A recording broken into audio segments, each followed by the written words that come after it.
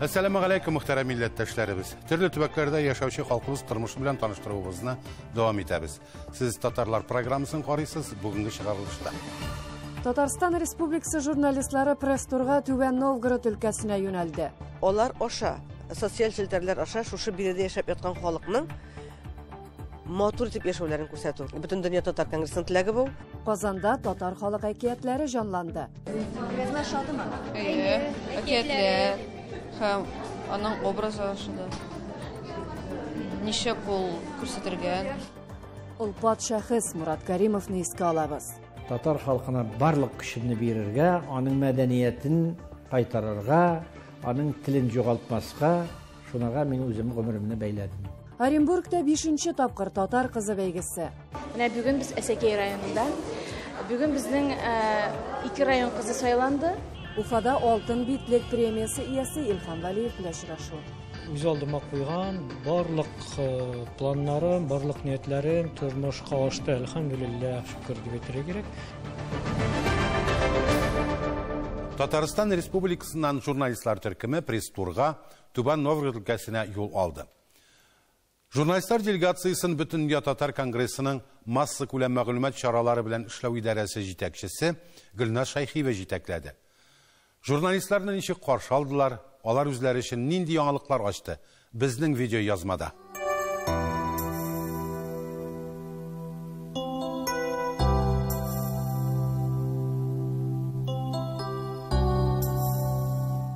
Jurnalistlarni Sergash munisipal okrugining җирле үзидарә җитәкчесе Олег Радаев каршы алды һәм шәһәрнең газета, радио эшчәнлекләре белән таныштырды. Түбән Новгород өлкәсендә Туган газетасы 1990 елның 7 декабрендә алып чыга. Ул һәр җомга көнне 2000 тираж белән шуннан башлап һәр атна сайын үз укучыларына бара. И самый мөһиме, мен әйтер идем, ул безнең цыга губернатор канаты астында аның төп чыгымнарын ул каплый эштәнлекләр өчен калган İşten bir için de biz isabimizge reklama, подписка исәбеннән типография чыгымнарын үзебез каплыйбыз инде. Туган як бүген Татар дөньясына Россиягә танылган абруйлы газеталарның берсе. Аның уставында Өлкә Татар милли хәрәкәте программасында билгеләнгән олы бурычлары газиз ана телебезне, мәдәниятебезне, гырыф-гадәтләребезне саклап үстерү, тарихыбызны ачыклау. Безнең монда район газеталарыбызга, без алар белән дә дустанәме мөнәсәбәттә барысы белән дә Татар радиосы килеп кергәч ул тагы инде Татар мөхитен киңәйтә төште. Без инде басма сүз булса ул инде аудио белән үзенең музыкаль информацион әйтелә кирәк музыкаль информацион тәэмин итүдә безнең дә өлеш бар. Әйтелә кирәк безнең татарларның газеты да бар, радиосы да бар. И һәм без тыйнлыгына бик яратып карыйбыз. Дөресен генә әйткәндә, бу радионы оештыручы Камалетдинов Харис Хәмзә улы. Мин аның җитәкчесе. Әле күптән түгел ул бүтән радио мин үз кулыма аны эшләп алып киләбез. Татар бит Татар мөхитендә торырга тиеш. Аның үзенең газетасы, радиосы, информация чыганагы булырга тиеш. Бездә бик каты зур популяр халык булканы дигән программабыз. Килеп монда студияда килеп җырлыйлар. Студия килеп җырлыйлар. Һәм без аны эфирга куябыз.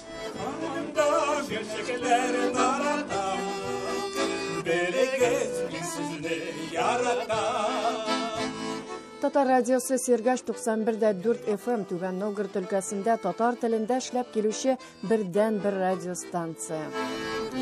Татарстан Республикасы журналистлары Нижгар Биккә 6-нчы өлкә татар хатын-кызлары җыенында да булдылар. Чарада Нижгар Аккалфак хатын-кызлары оешмасы вәкилләре, Татарстан Республикасының традицион мәдәният үсеш үзәге җитәкчесе Фәнзилә Җәүһәрова да катнашты. Биредә хатын-кызларның гаиләдәге һәм җәмгыятьтәге роле, милли йолалар, гырыф-гадәтләр турында сүз барды. Мәктәбебез 1975 елда төзелгән. Мәктәптә 209 бала, 35 кеше укыта. Татар теле һәрбер класста 3 сәгать, бер әдәбият, 2 татар теле. Чараларда катнашабыз, олимпиадаларга әзерлибез. Теге елны безнең менә шундый матур кабинет ачылды. Балалар дөрестән дә һәрбер ничек әйтим инде, менә бу тактабызга да игътибарлылар. Бик яратып, төрле сайтларга кирип эш итәбез. Һәм төрле газеталарда менә сезнең Сабантуй, Салават күпере белән ишетәбез, Ялкын журналы белән ул безнең программага кертелгән. Һәм аннан кирәкле әйберләребезне шулай ук алабыз. Татарстан Республикасы журналистлары Түбән Новгород өлкәсе Кызыл Октябрь районы Уразовка авылында Хайдар Бегичев һәм Рәшид Вахапов һәйкәлләренә чәчәкләр куйдылар. Шулай ук Уразовка авылында чыга торган авылым хәбәрләре газетасы редакциясе белән таныштылар.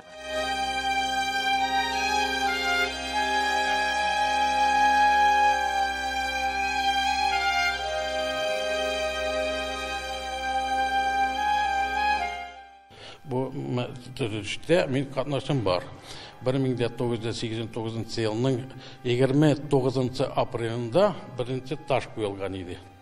И Алла Тәала ярдәме белән 2 ел içinde бастырылды. 2 ел içinde бірінші намаз оқылды. Ауыл халқының ярдәме келді, қайырлары, садақалары болды, но в основном строительствоны алып барды меценат Гельманов Фаиз Абдурахманович. Ол әнисіне как бүләк итеп, бүләк иткән. Әнисенең исеме Рәшидә. Миңа калса, менә безнең бүгенге сәфәребез шушы Нижгар якларында Сергач районы, Кызыл Октябрь районында яшәүче татар авылларының, андагы халкыбызның яшәеше, гомумән биредәге маскүлә мәгълүмат чараларының яшәеше, нәрсә эшләүләре, гореф-гадәтләр, милли йолалар белән танышу һәм аны журналистлар аша Татарстан халкына җиткерү иде. Миңа калса, журналистларның фикерләре белән дә без бу максатка ирештек дип уйлыйм. Ул киләчәктә газета, журнал битләрендә шушы якның кешеләре, аларның башкарган эшләре, затлы шәхесләре, гомумән авыллар тарихы турында да күп кенә материаллар дөнья күрер дигән өметтә калам мин. Ләйсән Асадретдинова, Наил Абдуллин, Татарлар, Түбән Новгород өлкәсе. Казанда татар халык әкиятләре һәм буыннан буынга сөйләнеп килгән риваятларыбызны җанландырдылар. Заманча сәнгать галереясында Урман проекты ачылды. Бирдә татар халкының фольклорын визуаль, музыкаль һәм мультимедиа чаралары аша тәкъдим итәләр. Мифологик образлар һәм сюжетлар белән интерактив булдырылган. Тулырак киләсе сюжетта.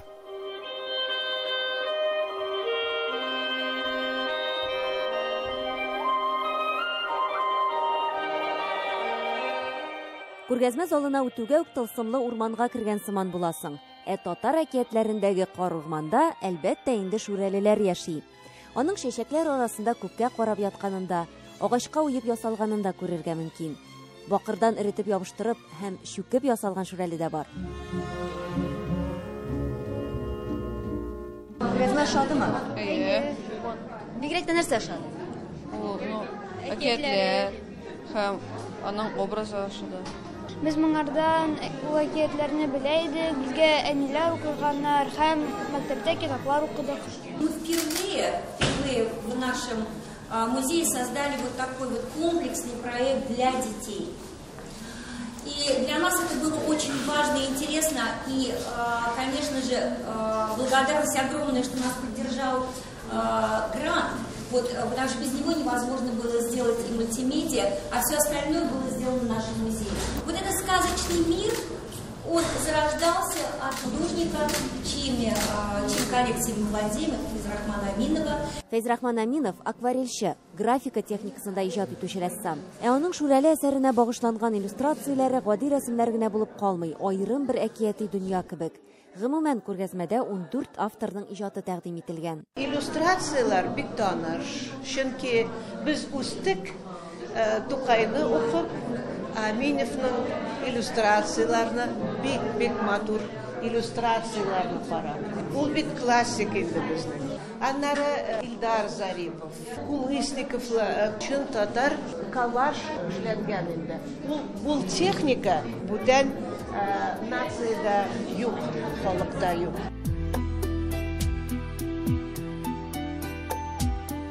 График әсәрләр, декоратив гамәли сәнгать, фарфордан да эшләр бар. Суанасы, сак-сык образларын тасвирлаган, йонга тукып ясалган күләмле хезмәтләрне карап, шул мөхиткә кирип китәсең. Күргәзмәдә жанр һәм форма төрлелеге кулланылган. Ясалма интеллект ярдәмендә мультфильмда эшләгәннәр. Шулай күргәзмәгә килүчеләр махсус күзлекләр киеп, виртуаль дөньяга чумарга мөмкин. Уен 3 телдә: татар, рус, инглизчәне сайларга була. Нәк урманда булган сыман 15 минутлык виртуаль уен вакытында катнашучылар татар халык әкиятләре аша таныш булган сандугач булсынмы, бүре, ак йылан һәм әлбәттә инде Шүрәле белән таныша ала. Тавышымны яздырып җибәрдем һәм мине сандугач образына чакырдылар. Сандугач ул инде төп персонаж. Менә бу виртуаль уенда, ягъни ул инде менә бу уенда катнашучы баланың төп дусты һәм уларны урманга алып керә, урман белән таныштыра һәм бу уенда катнашкан башка персонажлар белән таныштыра. Анда ак йылан барлыкка чыга, Шүрәле һәм ул менә шушы баланың урманга карата балага җылылык һәм ниндидер хөрмәт уята менә ул персонаж. В протяжении 3 месяцев велась работа нескольких там десятков людей.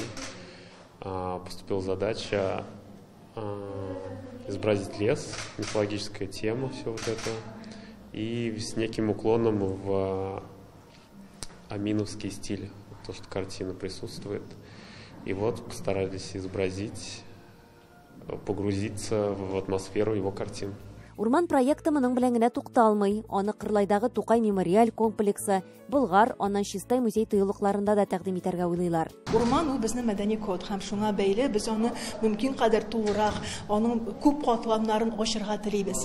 Һәрбер музейда, һәрбер мәйданчыкта үзенең мөстәкыйль бер күргәзмәсе булачак. Ул күргәзмәдә шу музейның фондларында сакланган әйберләр дә булачак. Шуның белән бәйле һәр музейга без алып барачакбыз VR проектны һәм видео артны. Бөтенесе бергә үрелеп, бәйләнеп, урман нинди ул, хәзерге заманча караганда рәссамнар аны ничек итеп күрәләр, яшьләр ничек итеп күрә. Шул вакытта классик рәссамнарыбыз да бу теманы ничек итеп үз әсәрләрендә ача. Урман шуның турында. Заманча сәнгать галереясында күргәзмә 3 сентябрьгә кадәр дәвам итәчәк. Шул вакытка кадәр аны бушлай карарга мөмкин. Эльвира Хөснетдинова, Наил Абдуллин, Татарлар, Казан. Хөрмәтле тамашачыларыбыз, сез Татарлар тапшыруын карыйсыз. Программабызның 2нче өлешендә. Оренбургта 5нче тапкыр татар кызы бәйгесе. Менә бүген без Әсәкәй районында. Бүген безнең 2 район кызы сайланды. Уфада алтын битлек премиясы иясе Илһам Валиев белән очрашу. Үз алдыма куйган барлык планнарым, барлык ниятләрем тормышка ашты, әлхәмдүлилләһ, шөкер дип әйтергә кирәк. Олпат шәхес Мурат Кәримовны искә алабыз. Татар халкына барлык көчне бирергә, аның мәдәниятен кайтарырга, аның телен югалтмаска, шунага мин үзем гомеремне бәйләдем. Хөрмәтле тамашачыларыбыз, безнең редакциягә кайгылы хәбәр килеп иреште. 16 май көнне кадерле дустыбыз, татар халкының күренекле улы шәхес Мурат Кәримов, Мурат Габделхай улы Кәримов вафат булды. Без татарлар халкым минем тапшырулары аның белән озак еллар элемтәдә булып, киләчәк өчен бик күп материаллар тупладык. Шын мәгънәсендә халкын сөйгән шәхсебезне бүген искә алу зарурдыр. Без сезгә төрле елларда аның белән эшләнгән кайбер видео язмаларны тәкъдим итәрбез. Казахстанда яшәүче милләттәшләребез белән очрашуга Идел татар ассоциациясенә җыелдык. Әлеге оешмага нигез салган шәхсебез ул Мурат абый Кәримов. Әтисе Татарстаннан, әнисе Казахстанда туып үскән татар кызы. Мурат абый Казахстанда туа, гаиләдә 7 бала булалар. Әтисе белән абыйсы сугышта үлә, әниләре калган 6 балага да югары белем бирә. 4 фән кандидаты һәм доктор тәрбияләп үстерә. Медицина институтын ушында бетердем, аспирантураны ушында бетердем. Кандидат диссертациясын Фрунзеда якладым, доктор диссертациясын Мәскәүдә якладым.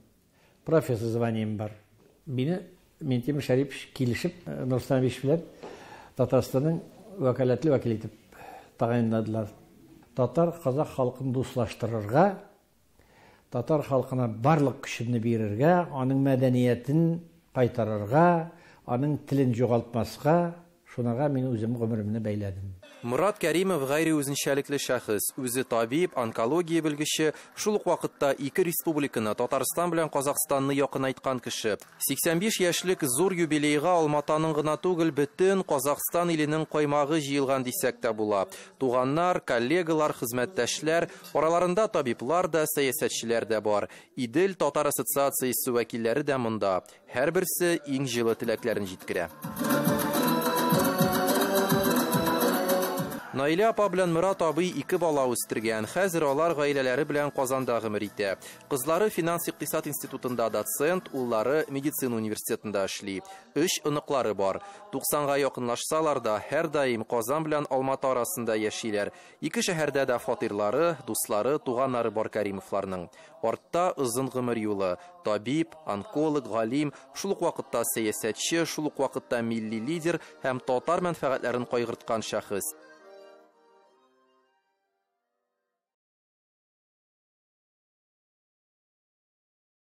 Бу юлы татар кызы бәйгесе Оренбургта 5-нче тапкыр узачак. Төп оештыручылары Өлкә Аккалфа хатын-кызлар оешмасы белән Өлкә татар милли мәдәни мөхтәрияте. Интеллектуаль бәйге токмаш кисү, фотозонирование, хореография дәресләре, борынгы татар ханымнары ретро фотосессия, Оренбург җирлеге шәхесләре белән танышу, барысы да сынаулар һәм тәҗрибә туплау. Кызлар арасында өлкә ярышларында җиңү яулаучылар да бар. Татар кызы 2023 бәйгесе финалында әзерлек барыш хакында Оренбургдан безнең репортаж. Милләт кызлары турында без кайчан уйланабыз соң? Татар кызы дигәндә күз алдына нинди сүрәт килеп баса? Оренбургның татар утарында ретро фотосессия. Кызлар милли киемнәрдә барысы да нәкъ безнең әби-бабаларыбыз вакытындагысмы. Өстәлдә керосин лампасы, китаплар, кулда гармун, кызлар ырчык белән йон эрли. Бу күренешләргә карап, кайсы чырга карый икән дип вакытта югалып каласың. Бу бәйгедә катнашырга мин үземнең иң яраткан әбиемне багышлап килдем. 3нче елны йыналып йөрим бу конкурста. Катнашырга килдем. Бик миңа ошый монда. Мен прям ошый бу национальный дерев, монда бүтән нәрсә җыелган. И фотосессия үткәчтен ишеткәнне мин прям кулландым. Монда бик матур әберләр. Кызлар элеккеге еллар атмосферасына күмелде. Үзләрен яңа рольдә сынап карады. Шул ук вакытта милли костюмнар белән дә якыннан танышты. Мин үземнең татар кызы булуым белән горурланам. Без үзебезнең культураны, әдәбиятләрне, гореф-гадәтләрне сакларга тиешбез. Кайда яшәвеңә карамастан, халыклар турында онытма, үз иманыңны бел, үз телеңне онытма дип әти-әни бәләкәйдән үк шундый үрнәк бирделәр. Гореф-гадәтләрен саклаучы татар кызы бар икәнен җиткерәсем килә. Татар кызы бәйгесе бүтән өлкәне берләштерүче бәйрәм. Сайлап алу нәтиҗәсендә финалга төрле районнардан 9 кыз үтте. Татар телен оныта барган яшь буынны милли тамырларга кайтару максатыннан оештырыла да инде бу бәйгеләр. Кызлар шуны аңлый, татар телен җентекләп өйрәнергә, тәҗрибә тупларга кирәк. Мин сафканлы татар түгел, минем әти Дагестаннан. Конкурста катнашырга булдым, чөнки мин үз халкымның гореф-гадәтләре белән кызыксынам. Минемчә, менә татар кызы миңа үземне күрсәтергә мөмкинлек бирә. Мин бу конкурска үз көчемне сынарга дип килдем. Татар телен яхшырак белеп чыгарга бу конкурстан соң. Татар кызы 2023 бәйгесе финалына әзерлек барышында туташлар инде төрле мастер-классларда катнашып өлгерсә дә, алда кызларны әле яңалары да көтә. Конкурсның ішінде біздің әхлак тәрбиесі де, тәрбие басқышларында біз анда үйренеміз. Һәм инде дин әһелләребез белән дә очрашабыз. Үзебезнең бердән-бер китапханәбезгә барып, интеллектуаль конкурс уздырабыз. Токмаш кисәбез һәм кызлар белән эш пошмак пешерергә өйрәнәбез. Татар кызы ул матурлык кына түгел, әсәретләр бәйгесе дә. Кызлар арасында андый уңганнар җитәрлек. Иң беренчедән үземне сынап карыйсым килде. Аннары соң Оренбург татарларының тарихын күбрәк беләсем килде. Өлкәбезнең татар кызы бәйгесенә без кызлар шушы районнардан йөреп сайлап алабыз. Һәм инде сәләтләрен карап алабыз үзләренең. Менә бүген без Әсәкәй районында. Бүген безнең 2 район кызы сайланды. Әсәкәй районы Иске Мөкмин авылының Диана Шаймуратова һәм Татар Каргаласы авылындагы Янбулат Ләйсән сайланып алынды бүген. Һәр кемгә дә бирелмәгән мондый бәхет. Катнашучыларның географиясе да киң. Алар 8 районның татар авылларыннан. 21 гасырның татар кызы нинди булырга тиеш дигән сорауга җавап була бу ярышлар. Татар кызы 2023 бәйгесе җавапларны табачак. Оренбургдан Фируза Абсалямова, татарлар. Башкортстанның атказанган Татарстанның халық артисты опера җырчысы, алтын битлек премиясе лауреаты Илһам Валиев агымдагы елда иҗатының 20 еллыгын билгели. Шул уңайдан якын көннәрдә Бөтен дөнья татар конгрессының Башкортстандагы вәкиллегендә лирик тенор белән очрашу үтте. Гади авыл баласының опера җырчысына юллары, авырлыклары, опера җырчысы, эстрада җырчысы була аламы? Чын җырчы ул нинди кебек сорауларга тамашачылар Илһам Фәһим улының фикерләрен ишетте. Чарада урындагы хәбәрчеләребез дә катнашып, Илһамнан илһамланып кайттылар.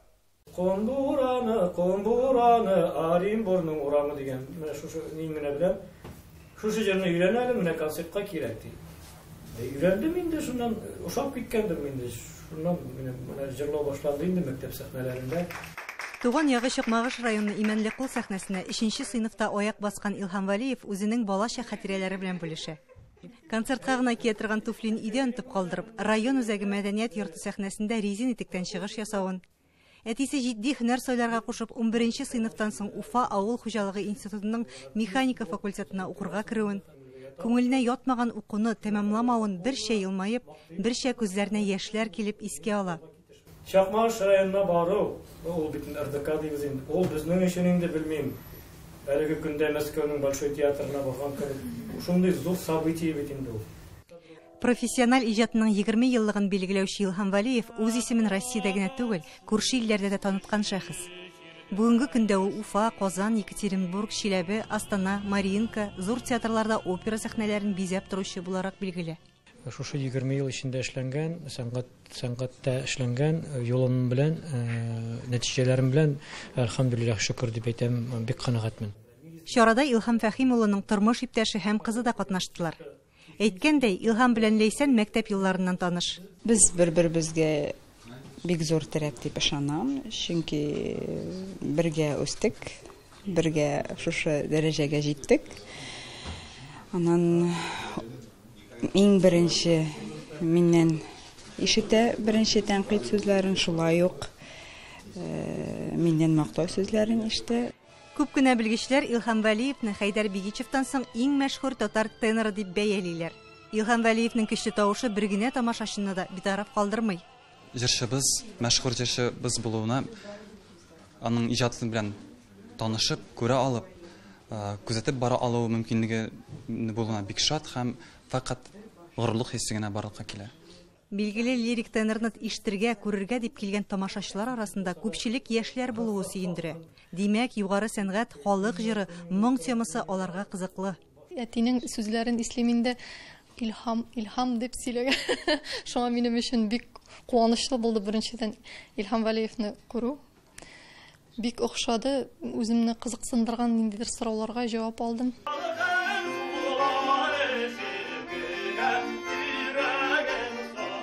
Илһам Фәһим улы белән очрашудан кунаклар чын мәгънәсендә илһамланып таралыштылар.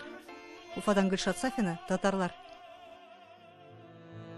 Хөрмәтле тамашачыларыбыз, без сезнең сорау тәкъдимнәрегезне күз уңында тотып эшлибез, сәяхәтләр кылабыз.